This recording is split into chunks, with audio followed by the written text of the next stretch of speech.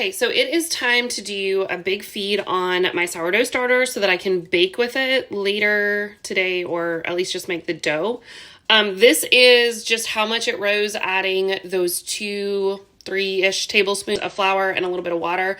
And that was just kind of a wake-up feed. Maggie, I find, does better. Yes, I've named my sourdough starter.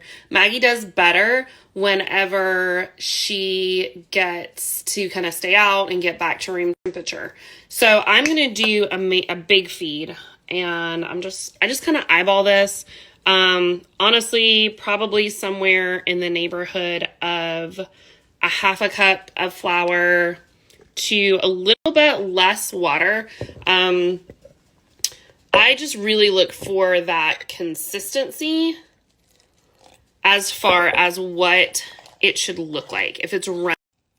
Okay, so here's the consistency I'm looking for. And what I do is I will put the lid on her, and it's pretty warm in our house, but she rises super awesome sitting on top of my refrigerator.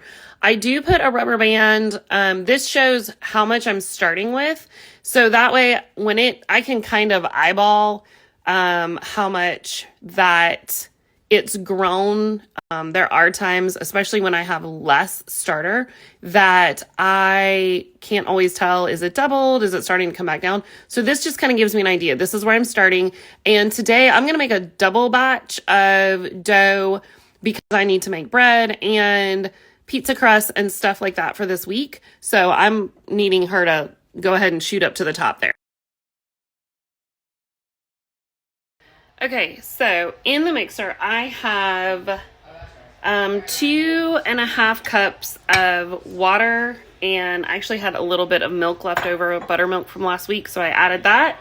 I have a teaspoon of salt, and I use Redmond's real salt because it's the best.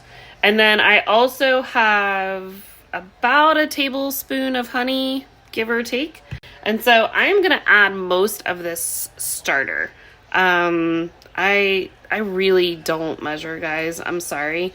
But that's when I'm making a huge batch of bread dough, I add almost all of my starter because I'm trying to get a really good rise on all my dough. And really I only need about 1/4 cup left. Okay, so you can see here that my starter, I'm down to about 1/4 cup, which is really all you need to kind of keep going and keep it alive. And then here you can see I have about half of my flour in my recipe. I never add the full amount of flour because the amount of liquid in your starter and the amount of humidity in your house and stuff like that can all affect how your bread dough needs flour. So I always start with half, and then from there I will add flour either a cup or a half a cup at a time so that I can watch it and make sure that I don't give it too much flour and end up with dry bread.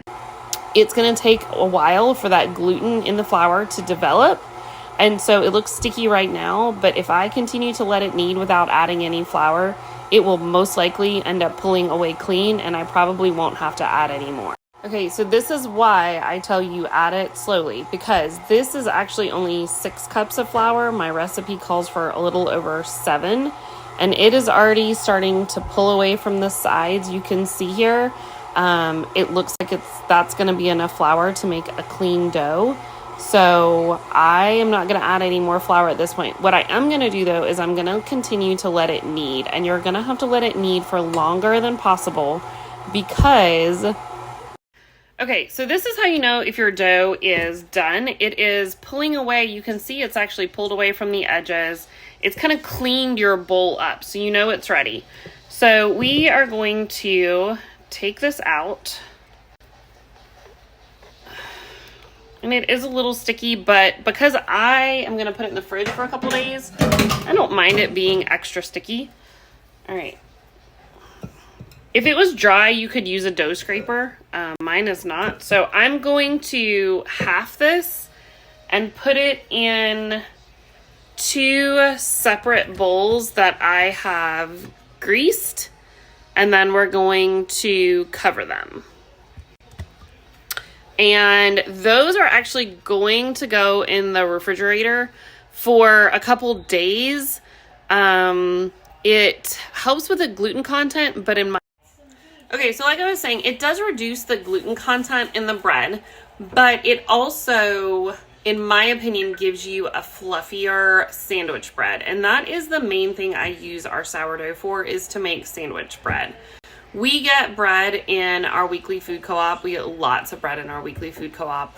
But bread is kind of one of those things that, as far as pesticides go and just lots of chemicals and preservatives, I don't love to feed that to my family. I absolutely will sometimes, but if I have the option to make fresh bread, I will.